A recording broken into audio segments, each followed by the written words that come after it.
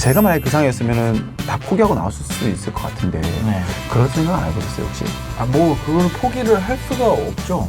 어떻게 포기를 해요? 그리고 그 상태에서 와이프가 엄청 도와줬어요. 그래서 제가 막 밤새 그런 마케팅이나 이런 거 스터디하고 막 이럴 때도 많이 뒷바라지 해줬죠. 네, 인사 한번 해주시죠. 네, 안녕하세요. 족장TV 시청자 여러분. 저는 신사임당이고요. 이렇게 초대해 주셔서 감사합니다. 네. 아 참, 저 책 가져왔는데 일단은 저 사인 하나 해주시고 시작하시죠. 네. 네. 저 열심히 읽었고요. 제 이름은 차원희입니다.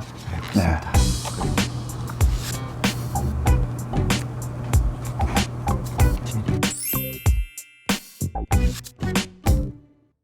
전 질문지를 몇 개 좀 가져왔는데 네. 계획을 세우기만 하고 보통 포기를 많이 하잖아요. 네. 근데 계획만 하고 포기하는 사람들에게 어떻게 하면 좋을지. 포기는 근데 어쩔 수가 없어요. 이게 제 생각입니다. 예를 들어서 내가 경매를 처음 시작했어요. 네. 그 사람이 시작하자마자 한 2천만 원 까먹었어. 그럴 수 있죠. 그럼 그 사람은 포기할 가능성이 높죠. 근데 예를 들어서 그쵸, 이 사람이 그렇죠. 처음 시작했는데 한 2억 벌었어. 그 다음에 똑같이 2천만 원 까먹었어. 그럼 그 사람 거기서 포기할 가능성이 어떨까요? 없죠. 왜냐면 돈 되는 거 아니까. 근데 결국 그거에 대한 뭐 성공의 경험을 갖고 있거나 아니면 그 성공한 사람을 주변에서 봤거나 이런 거거든요. 근데 혼자 독학하다가 처음 딱 경매했는데 2천만 원 까먹었어. 그럼 주변에 뭐라고 하고 다닐까요, 이 사람이? 야, 그거 하는 거 아니야. 경매 다 사기야. 그런 얘기 하겠죠. 그런 게 포기를 만드는 거죠. 돈이 하나도 없는 상태에서 돈을 버는 건 정말 힘든 일이죠. 근데 예를 들어서 우리가 98년도로 돌아갔어요. IMF 때로. 그러면 그때로 돌아가면 내가 삼성전자 주식을 사면 돈을 번다는 거 알잖아요. 그때 그거에 투자할 돈을 모으기 위해서 사람들이 무슨 짓을 할까요? 미친 듯이 일을 할 거예요. 그렇죠, 그렇죠. 그때 많이 태울수록 미래에 내가 부유해진다는 걸 알기 때문에 네. 그거를 어떤 사람들은 경험적으로 뭐 경매가 됐건 쇼핑몰이 됐건 유튜브가 됐건 뭐가 됐건 이걸 하면 그만큼 벌어진다라는 걸 경험적으로 알거나 부모가 가르쳐줬거나 아니면 옆에 친구들이 다 그 정도 벌고 있거나 그런 걸 통해서 이걸 알고 있는 사람은 포기를 할 수가 없어요. 할래야. 근데 주변에 다 그런 것도 없고 내가 그런 경험도 없고 그냥 나 혼자 그렇게 하려 그러면 포기를 할 가능성이 확실히 높아지게 되죠. 그러면 주변에 성공한 사람을 둬야 된다? 만약에 그런 게 없다면 내가 진짜 작은 규모로 여러 번 시도를 해서 한 번이라도 돈을 벌어보는 경험을 하는 게 중요하고 그걸 만드는 게 중요하고 두 번째는 만약에 그런 경험이 좀 두렵다면 벌어본 사람의 경험을 내가 내 걸로 체화하는 게 필요할 것 같아요. 그렇죠. 이게 저도 매일 하는 말이 그거예요. 첫 번째가 실패하면 절대 안 돼요. 네. 그러니까 이게 실패하잖아요? 그럼 네. 절대 못해요. 사람들이 세 번을 성공한 다음에 네. 한 번 실패하잖아요? 네. 그러면 다섯 번째는 해요. 근데 첫 번째가 실패하잖아요? 네. 그러면은 없어지죠. 그러니까 이거를 잘 모르는 사람들은 이런 얘기를 하죠. 뭐 족장이 그거 말로 하는데 눈에 보이는 것도 아닌데 그걸 돈을 받고 해? 이렇게 생각할 수 있잖아요. 그럴 수 있죠. 신사임당이 클래스 101을 돈을 받고 팔아? 아니 저는 그거에 대한 성공의 경험을 파는 거예요. 그 경험을 가진 사람과 가지지 못한 사람은 첫 번째 시도를 했을 때 나타나는 실패에 대한 회복성이 완연하게 다르다는 거죠. 첫 번째 실패를 만났을 때 누군가는 경험을 들은 사람이고 누군가는 경험을 듣지 못한 상태예요. 이런 건 아주 단순한 거죠. 예를 들어서 물 먹는 행동. 침대에서 일어나서 냉장고 문 열고 물 마시고 오줌 싸고 방에 들어온다. 이런 행동이 있어요. 예를 들어서. 아, 그렇죠. 이런 행동을 포기하게 만들기 위해서는 그냥 조건만 하나 바꾸면 돼요. 뭐냐면 모르는 사람 집에서 깬 거예요. 그러면 이 사람이 정말 쉬운 행동이지만 그걸 네. 할 수 있을까요? 못하죠. 포기하게 되는 거죠. 근데 누군가가 알려줘요. 이 집에서는 자다가 언제든 일어나서 저기 냉장고가 있고 저기서 물 먹어도 되고 이쪽에 화장실이 있어. 그럼 잘 자라 하고 문 닫아줬어. 그럼 그 사람은 어떨까요? 그렇게 행동을 하죠. 처음 오는 할 수 집이더라도 있죠. 할 수 있는 거죠. 할 수 있죠. 포기하지 않죠. 그렇죠, 그렇죠. 네, 그런 거죠. 맞아요. 근데 말씀하셨다시피 내가 스마트스토어에서 하는 거는 물건을 파는 것보다 네. 성공하는 방식을 알려주는 거잖아요. 그렇죠? 정말 좋은 야채를 가져오더라도 이거를 네. 정말 맛있게 만들어 잘 먹는 사람이 있고 네. 못 먹는 사람이 있고 버리는 사람이 있잖아요. 네네. 그런 것 같아요. 옆에 누군가가 있냐, 어떻게 하면 어떻게 많이 보았냐, 어떻게 나아가냐에 따라서 달라지는 것 같긴 해요. 보면은 그죠. 그게 네. 포기하지 않는 방법이에요. 누군가가 끌어주는 거. 끌어주고 옆에 있어주고 네네네. 그다음에 자기 개발하고 네네. 그다음에 원래 직장인이었잖아요. 네, 직장에서 유튜브로 넘어왔잖아요. 물론 많은 실패를 하기도 하지만은 넘어왔을 때 이제 좀 잘 됐을 때 사람들의 또 시선이 좀 다르긴 했나요? 저는 그 사람들의 시선을 거의 못 느껴요. 왜냐면 저는 집이랑 일밖에 안 하고 실제로 별로 친한 사람도 없기 때문에. 원래 서울분 서울 사람이 아니죠 원래는. 원래 어디세요? 원래는 강릉이죠. 아. 강릉이고 뭐 사실 강릉에도 친한 사람 별로 없어요.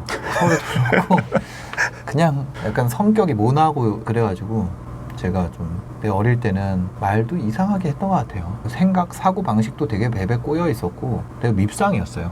지금도 물론 그런 면이 없잖아 있지만 그때 당시에 그랬거든요. 그러다 보니까 주변에 사람이 별로 없고 그래서 이제 뭐 시선의 차이라든지 이런 거를 느낄 만한 그런 건 없어요. 예. 그러면 그거를 어떻게 이렇게 풀어나갔어요? 그러니까 어쨌든 간에 내가 네. 아까 말할 때 베베 꼬였다라고 말씀하셨잖아요. 맞아요. 예. 근데 그거를 버린다? 그게 되게 힘들잖아요. 어떻게 보면은 나를 예. 또 바꾸는 또 시기에 있었을 거 아니에요. 예.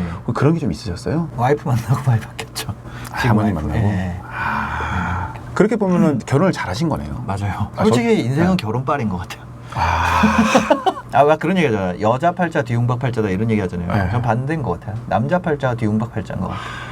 어떤 여자를 만나냐에 따라서 진짜 저는 지금 와이프에게 매우 감사합니다. 저도 그랬거든요. 아 진짜요? 네, 저도 그랬어요. 아 그러니까 네. 누구 만나냐 되게 중요한 거예요. 나를 믿어주는 사람. 그게 진짜 중요해요. 네. 날 믿어주는 사람이 진짜 중요해요. 맞아 맞아. 저는 언제 바뀌었냐면은 결혼하고 나서 딱 아이가 생기니까는 딱 이러다가는 죽을 수도 있겠다라는 극단적인 생각하게 되더라고요. 아 맞아요 맞아요. 왜냐면 저는 무직인 상태에서 결혼했거든요. 아 아무것도 없는 상태에서.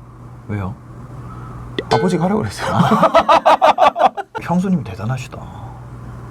저 이상하죠. 제 아버지가 이제 운동을 할 때 결혼 못하면은 너는 평생 못 갈 거야라고 했었는데 네. 근데 와이프를 데리고 왔으니까 빨리 해라. 뭔가 너 지금 철 없이 그만뒀으니까 빨리 해라 된 거예요.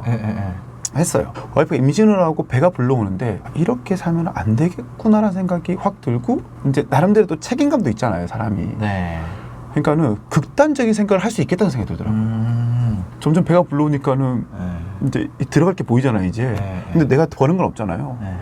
그러니까 완전히 달라지고 근데 와이프가 그때도 내가 그래서 돈을 많이 못 벌어오고 했었지만은 네. 그냥 믿어줬어요, 그냥. 아. 근데 똑같이잖아요. 근데 네, 맞아요. 예, 내가 이렇게 모난 성격을 하지만은 누군가 네. 믿어주니까는 그 사람한테 네. 보답하기 위해서 또 맞아요. 있잖아요. 맞아요. 어쨌거나 이 세상에서 날 믿어주는 사람이 내 편에 또 생긴 거니까. 그러니까요. 네. 그래서 그런 거고. 그럼 결혼하고 나서 얼마 만에 그럼 아이가 생기셨어요? 저는 한 1년? 네. 아, 그래서 빨리 생기셨구나. 네네네, 맞아요.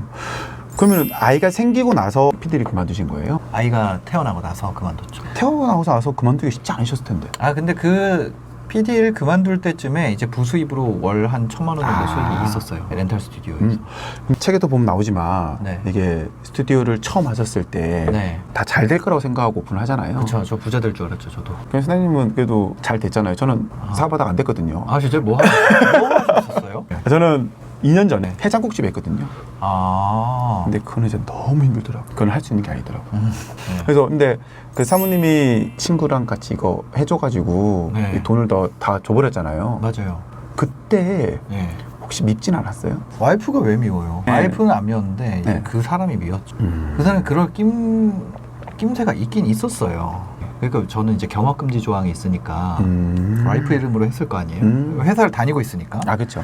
근데 그 이제 동업한 분이 너 명의도 아닌데 왜 자꾸 끼어드냐 이렇게 얘기를 갑자기 딱 하기 시작하는 거예요. 명의만 그냥 와이프 명의일 뿐이고 네, 네. 당연히 하나 같이 하는 거였는데 네. 지금 내가 지금 끼어든다고 얘기하는 거예요, 지금? 네. 그 순간 갑자기 뭔가 이거 지금 큰일 났다. 그래서 어떻게 하셨어요?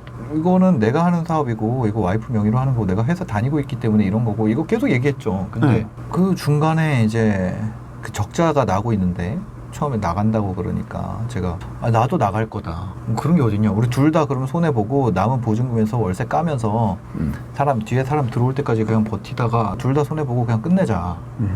원래 그게 맞잖아요. 당연히 맞죠. 그래서 그랬는데 어느 날 퇴근을 했는데 이제 이분이 그런 거를 딱 공증을 받아왔더라고요. 법무사 사무실에 가서 이런 걸 하고 왔대요. 그래서 근데 그 같이 하셨던 분은 그래도 친하셨던 분이셨을 거 아니에요? 그죠. 친했으니까 그것까지 했죠. 친하셨던 분인데 이게 손실이 보니까는 그럴 수밖에 없었던 건가요? 모르겠어요. 저도 아직도 풀리지 않은 미스테리네요. 왜 나한테 그렇게까지 했어야 되는지에 대해서 저도 모르겠어요. 그거- 제가 이제 유추하는 거는 주변에서 그렇게 하라고 조언을 했던 것 같아요. 사람이 급하면 여기저기 물어보고 다니잖아요. 그분은 그런데 그 직장이 없으셨죠? 직장이 있었죠. 있었어요. 네. 근데 이제 그런 게 있잖아요. 만약에 누가 친한 사람이 와가지고 이런 막 사정을 물어봐요. 그러면 최대한 그 사람한테 유리하게 하는 조언을 얘기를 해주잖아요. 얘기해주죠. 예. 이렇게 하는 게 너한테는 베스트야. 원래는 동업하는 사람이 있으면 동업하는 사이끼리 가장 이야기를 많이 해야 되는데 다른 사람에게 이 관계를 어떻게 해야 될지 답을 계속 찾고 다니셨던 것 같아요. 그러니까 이 사람들은 전부 다 그렇게 얘기를 하는 거죠. 너 원금은 빼와야 돼. 뭐 이런 것들을 많이 들었을 거 아니에요. 그래서 그렇게 하지 않았나. 실제로 그거에 대해서 왜 그랬는지 이런 거는 한 번도 안 물어봤어요. 그래도 친하신 사이고 하면은 한번 물어볼 수 있잖아요. 아니요. 그냥 네. 그냥 그때 이후로 그냥 끝. 미안해서인지 저한테도 연락을 안 했고. 못 하겠죠. 네. 그 처음에 이제 그럼 마이너스 났잖아요. 네. 마이너스 나서 그걸 떠났잖아요. 네. 떠났을 때 불안감이 엄청나잖아요. 엄청났죠. 그리고 바로 반등된 것도 아니고 조금 있다가 반등이 되긴 했잖아요. 네네네네. 제가 만약에 그 상황이었으면은 다 포기하고 나왔을 수 있을 것 같은데 네. 그런 생각 안 해보셨어요 혹시? 뭐 그거를 포기를 할 수가 없죠. 어떻게 포기를 해요? 그리고 그 상태에서 와이프가 엄청 도와줬어요, 진짜. 그러니까 저희 직원 다 하나도 없이 그 나와서 하고, 그리고 제가 막 밤새 그런 마케팅이나 이런 거 스터디하고 막 이럴 때도 많이 뒷바라지 해줬죠. 네. 제가 여행 여쭤보냐면은 네. 제가 아까 음식점 했다고 말씀드렸잖아요. 네. 저는 솔직히 이제 음식점 말고도 다른 수입이 있잖아요. 음식점에서 좀 마이너스가 나도 네. 괜찮아요. 저는 이게 네. 몇 군데 되잖아요. 돈을 안 버는 사람이 여기서 마이너스 난다? 그러면은 진짜 그때마다 죽을 것 같거든요. 그렇죠. 네, 그게 계속 나니까. 그 마이너스가. 그리고 중요한 거는 왜 안 되는지 모른다는 게 더 문제되잖아요. 그렇죠, 그렇죠. 진짜 그게 힘들거든요. 분명히 저는 정말 맛있는 레시피를 가져와서 만들었고 먹는 사람보다 다 맛있다 그러는데 네. 안 팔리는 거예요. 그런데 마이너스 나는 거야. 네. 그거 저 죽을 것 같더라고요, 진짜. 어. 근데 안 그러셨어요? 그랬죠. 저 진짜 죽을 것 같았어요. 그렇죠. 그러니까 열심히 했죠. 뭔가 그런 마케팅이나 어떻게 이거를 뚫어내야 되는지 막 그거에 진짜 치열하게 고민했죠. 네. 그럼 그걸 누가 가르쳐 줬어요? 마케팅하는 방법도? 그러니까 저는 어떻게 했었냐면 네. 사업자 시작하면 뭐 광고 대행사에서 전화 엄청 많이 와요. 엄청 많이 오죠. 네, 전 그런 그 광고 대행사한테 물어봤어요. 이런 전화 하루에 몇 통 하세요? 그럼 고객이 몇 명이 만들어지나요? 저랑 유사한 쪽에다가 전화 많이 해보셨나요? 다른 스튜디오들은 어떻게 광고해요? 뭐 이런 거를 그 사람들이 쉽게 대답해 줄 수 없는 범위까지 계속 물어봤어요. 계속. 예.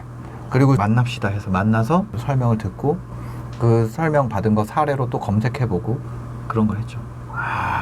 어떻게 하는지 역으로 파셨네요. 네, 네. 전화가 오니까. 저같이 안 끊으셨네요. 안 해요.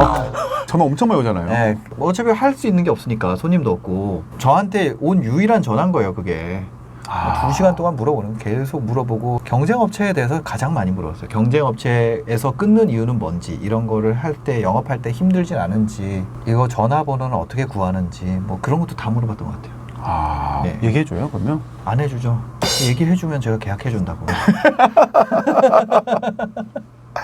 그렇죠. 딜이 들어가는 거죠, 또. 그래서 마케팅을 잘 하시는 건가요? 그때 많이 배웠죠. 진짜 많이 배웠어요. 그런 그때 그 그리고 참 제로 베이스로 할 수 있다라고 이런 얘기를 하시잖아요. 맞아요. 솔직히 저희 부동산 투자를 못 하거든요. 이걸 할 수 있나요? 부동산 할 수 있잖아요. 제로 베이스로요? 네. 어떻게 할 수 있어요?